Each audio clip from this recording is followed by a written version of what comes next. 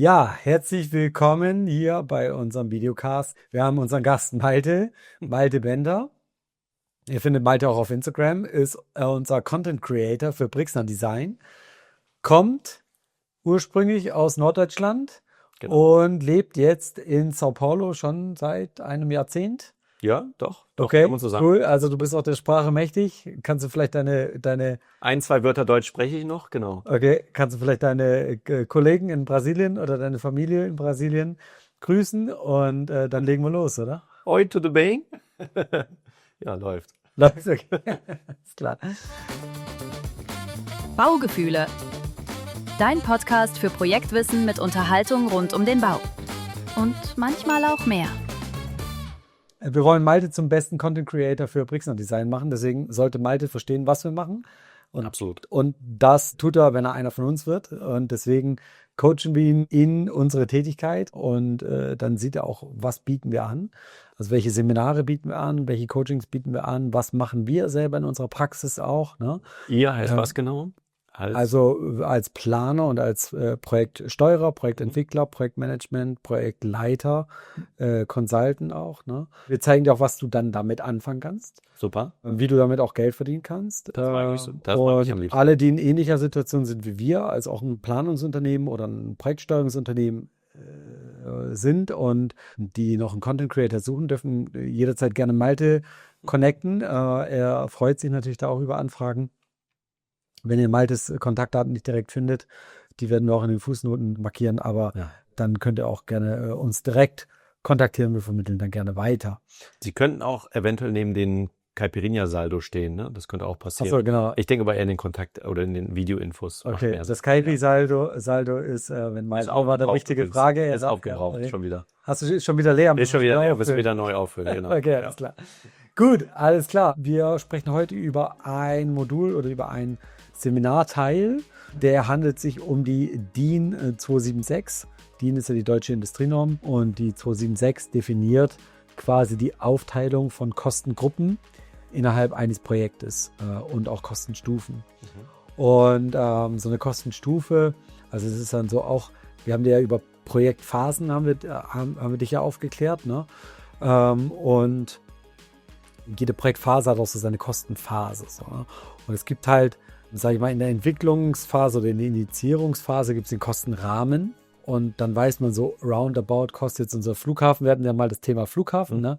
Kostet unser Flughafen, kostet jetzt 50 Milliarden oder kostet 100 Milliarden oder nur 10 Milliarden, so, ja. Sodass wir mal etwa eintitulieren können, in welchem Rahmen befinden wir uns eigentlich, ne? So. Da ist natürlich eine Menge Spielraum, weil natürlich auch die Planung noch gar nicht so spezifisch ist, ne? So. Wenn dann irgendjemand sagt, jawohl, wir machen das, 10 Milliarden, let's go, ja.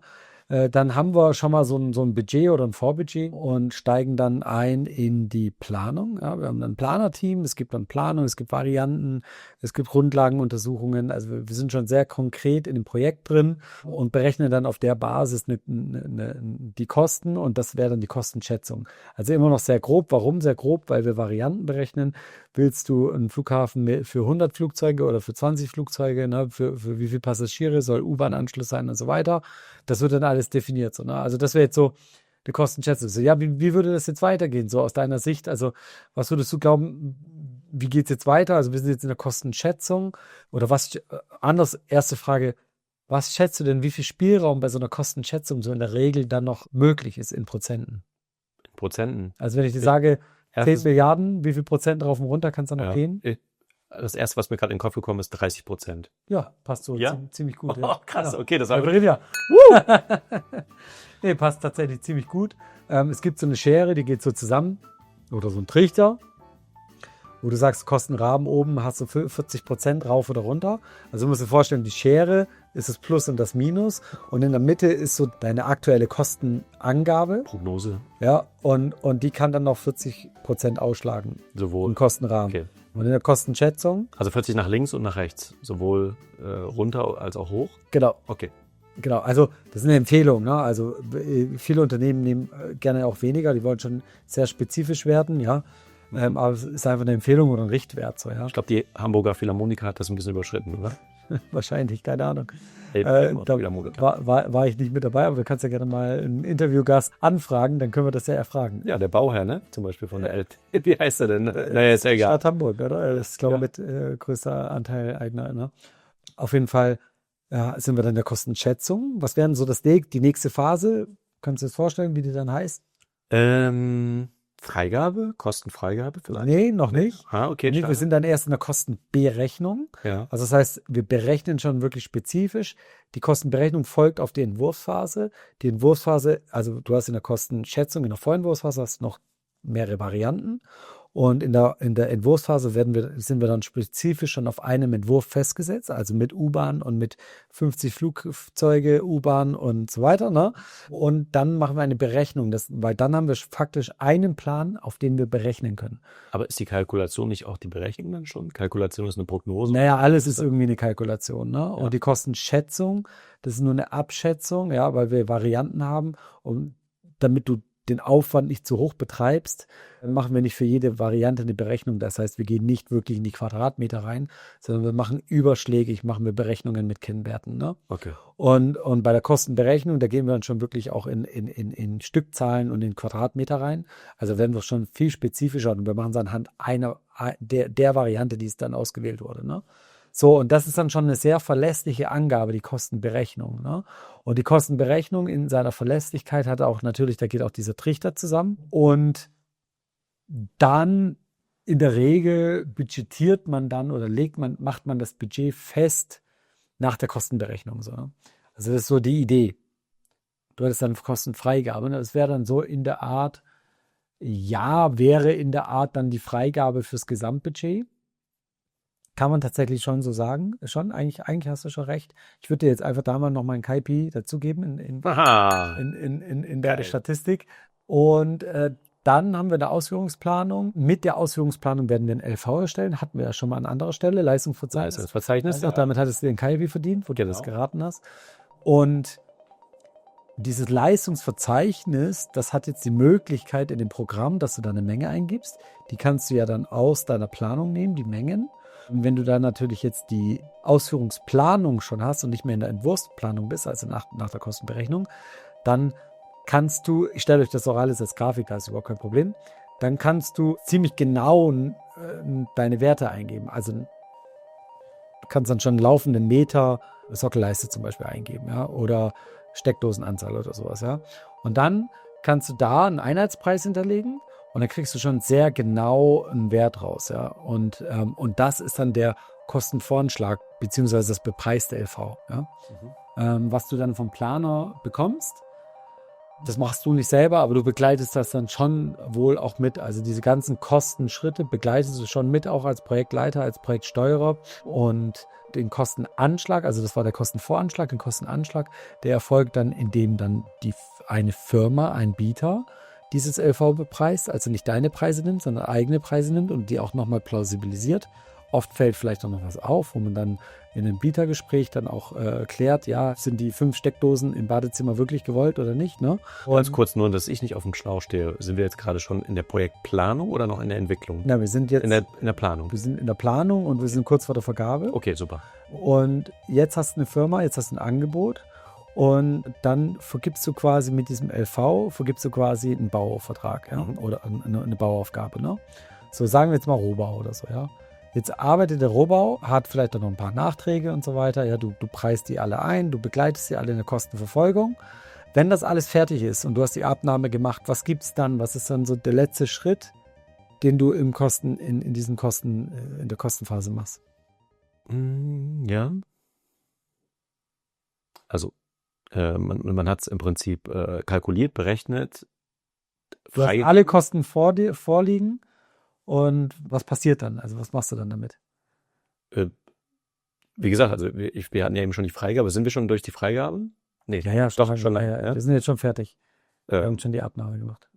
Dann haben wir einen Kostenvoranschlag gemacht, den Anschlag und Vergabe. Du hast jetzt die Vergabe gemacht. Ja. Das ist gerade meint, du hast die Vergabe gemacht. Für den Bezahlen vielleicht, ne? Also ich weiß nicht. Ja, bezahlen tust du ja auch im Laufenden. Die machen ja auch Abschlagszahlungen, ne? So, und was passiert denn jetzt? Also dieser Trichter zum Beispiel, wo ist der Trichter jetzt zum Beispiel? Wenn du alles abgeschlossen hast, du hast die Verträge, Dienstleistungsverträge abschließen. Nee, du hast die Schlusszahlung, wenn du die Dienstleisterverträge sind ja Vorausführungen, ne? So. Okay. Und der hat seine Ausführungen jetzt gemacht und du hast dann die Schlussrechnung bezahlt. Also er ist fertig mit seiner Leistung. Abnahme? Ja, die ist auch erfolgt. Aber aus kostentechnischer Sicht, was passiert denn? Dein Trichter, wo ist dein Trichter? Wie viel Prozent hat dein Trichter noch? Ja, wahrscheinlich dann, wenn alles schon durch ist, keine mehr. Ja, 0, genau. Okay. So, 0, also du bist mit der Spitze bist du angekommen. Okay. So, und wenn du angekommen bist, was machst du dann? Rückblick. Ach oder? so, das heißt, dann wirst du alles nochmal dir anschauen und gucken, ob Ja, du machst eine Feststellung. Also es nennt sich auch Kostenfeststellung, Okay. wo du dann sagst, okay, wo sind wir gestartet? Ja, wie war die Planung? Wie weit sind wir davon abgewichen? Und dann machst du die Kostenfeststellung so, ja. Und in der Kostenfeststellung kann es auch sein, dass dann von dir verlangt wird, dass du dann auch niederschreibst, warum diese Kostenentwicklung war. Also warum ist das so, sind 15 Milliarden geworden und nicht 10 Milliarden oder 12 Milliarden? Das heißt, im Prinzip muss man nochmal einen Bericht schreiben, ne, über diese ganzen Ausgaben. Ne? Man muss du musst im Prinzip rechtfertigen. Du musst in jeder Phase einen Bericht schreiben. Ja, aber das ist dann nochmal so ein Rückblick tatsächlich. Ne? Ja, und wie nennt sich das? Feststellung? Kostenfeststellung. Kostenfeststellung. Die letzte Stufe. Ne? So. Und also als Projektsteuerer musst du sogar jeden Monat einen Bericht schreiben, Kostenbericht, also einen Statusbericht. Und da ist dann halt ein Kapitel davon auch dein Kostenthema, ne? So deine Kostenfortschreibung, dein Kostenmanagement. Baugefühle. Also die DIN definiert diese Stufen und wann diese Stufen sind. Und die DIN definiert Gruppen, also unter welchen Gruppen die einzelnen Kosten fallen. Kannst du dir so grob vorstellen, was für Gruppen das sein können? So, also, ja, also da unter was würdest du so ein Bauprojekt gruppieren? Also auf jeden Fall Baumaterial, Dienstleister, ne, verschiedene Gewerke. Zu detailliert Schon. Ja, geh mal gucken. Vielleicht eher dass man das aufteilt dann im Prinzip in Menschen und in Material, also dass man Zu detailliert? schon wieder, wie kann man es denn noch? Guck mal, da ziehen wir die einen Kalk nach dem anderen ab. Ja, wir machen nein! machen alkoholfreien draus. Oh Gott. Wer mag das denn? Vegan, Alkohol. Der Ipanema, ne, so heißt er. Wie kann man es sonst noch aufteilen? Also das eine wäre dann im Prinzip Menschen, Dienstleister, Materialien. Nee, sag's mir.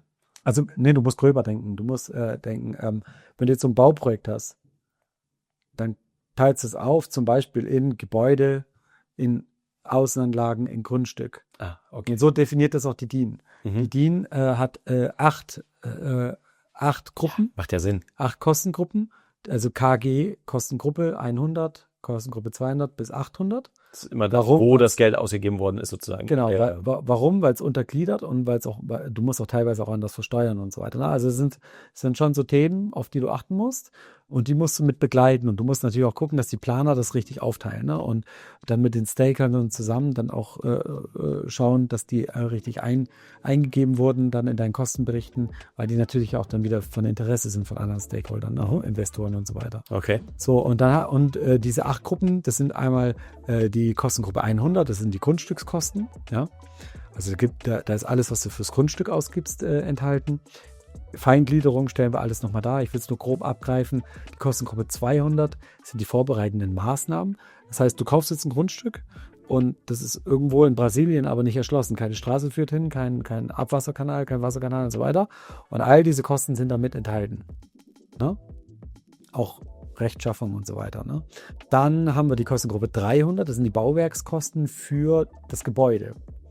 Also heißt, die Gebäudehülle, ja, die Decken, die Wände, das Dach, die Dämmung, die Fenster, ja, die Innenwände, die Bodenbeschichtung, die Wandbeschichtung, all das ist in der Kostengruppe 300 Bauwerk, Gebäude oder Baukonstruktion nennt man es. Ne? So, dann die Kostengruppe 400 Bauwerk, technische Anlagen, sind quasi alle gebäudetechnischen Anlagen, die fest mit dem Gebäude verbunden sind. Bedeutet Heizung, Lüftung, Sanitär und unter Umständen auch Kälte. Und was darunter auch noch fällt, was sich da ein bisschen abtrennt, ist da auch die Elektrokosten. Ja. Das heißt, alle Starkstromleitungen, Schwachstromleitungen, Steuerung, Mediensteuerung, Smart Home im Prinzip, ja, also MSR nennt man das dann auch im professionellen Bereich. dann, wo du dann mit einem Windwächter auch deinen Sonnenschutz steuerst und so weiter. Ne?